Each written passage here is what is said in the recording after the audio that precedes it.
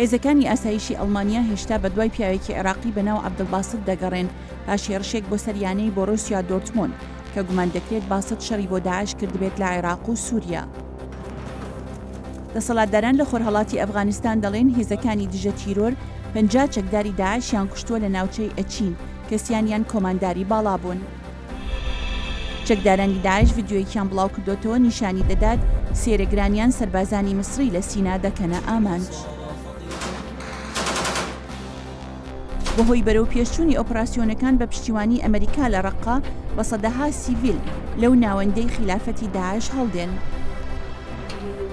سەرۆکی سۆماڵ محەممەد عەبدولاهی محەممەد فەرماجۆ بەڵێن دەدات بەڕێوەبەرایەتەکەی لە ماوەی 2 ساڵدا سۆماڵ لە گروپی تیرۆریستی ئەشەباب پاک بکاتەوە.